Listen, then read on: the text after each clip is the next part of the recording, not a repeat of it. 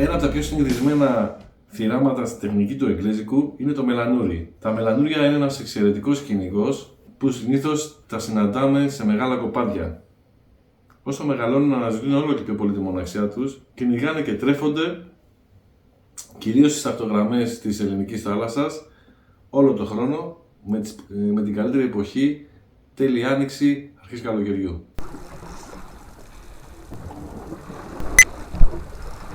Μπράβο ρε σκυλάκι. Όπως τελείω κι αυτό,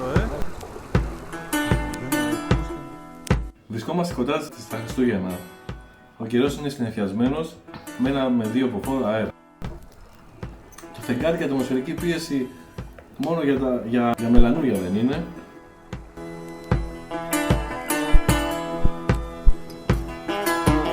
Και για να είμαι ειλικρινής, με αυτές τις συνθήκες που συνάντησα, ο κύριος στόχος μου ήταν ο Σαργός. Μια και το σημείο που επέλεξα να πάω ήταν Σαργότοπος.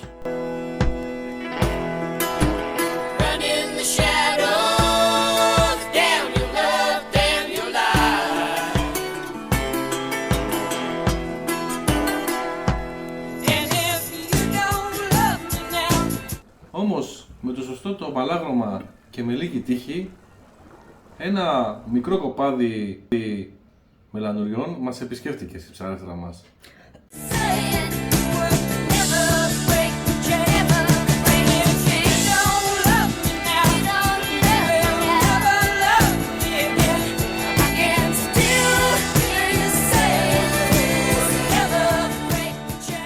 Και κατάφερα να πάρω 4 με 5 μελανούρια σε πάρα πολύ επιθυμητό μέγεθος. Αυτό είναι μεγαλύτερο.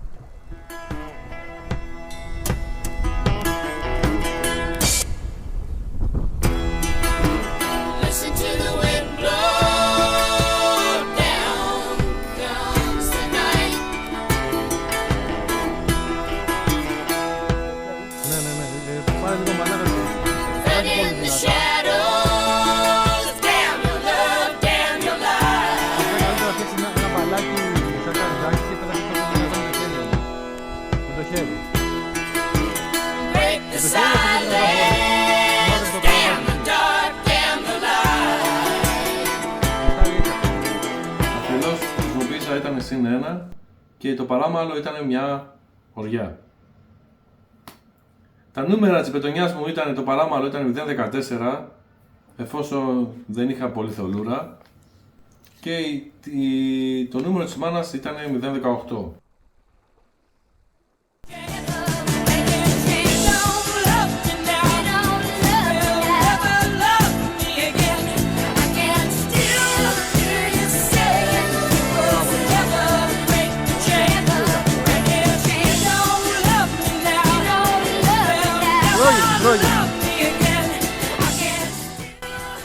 Τα ψάρια τα πέτυχα στα μεσόνερα,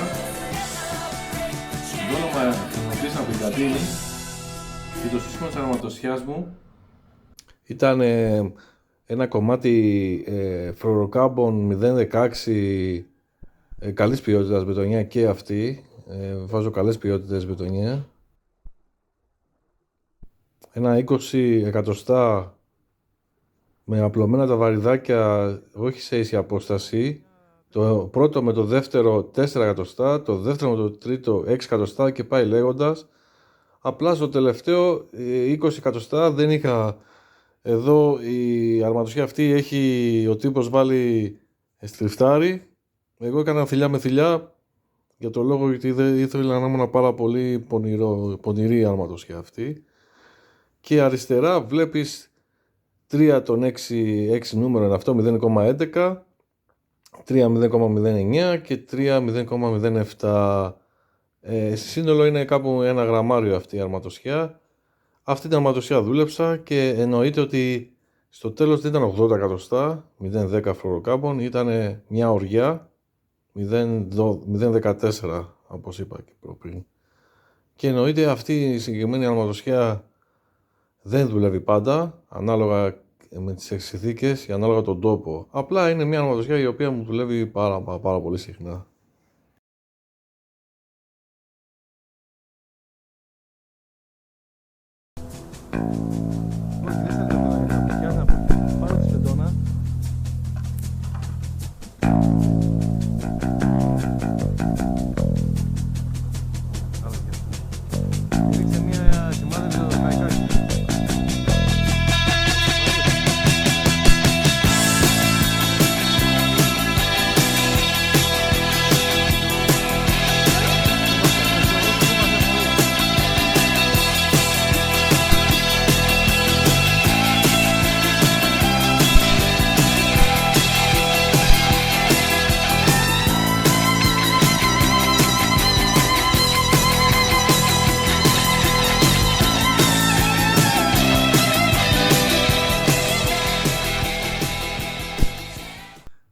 κλείσουμε όμως, θα ήθελα να μοιραστώ κάτι ακόμα μαζί σας.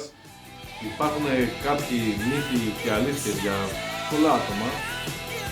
Για μένα πάντως, ό,τι παράξενο το έχω ακούσει με τα μελανούρια, το πράτο, παραδείγματος χάρη να πιάνεις το ψάρι με πετσέτα, να προσέχεις μην απελευθερώσεις ψάρι εκείνη τη στιγμή που ψαρεύεις, γιατί φεύγει μαζί με το κοπάδι. Αυτά τα κάνω εγώ, δηλαδή πιάνω το ψάρι με πετσέτα, δεν κάνω απελευθέρωση εκείνη τη στιγμή στο ψάρι.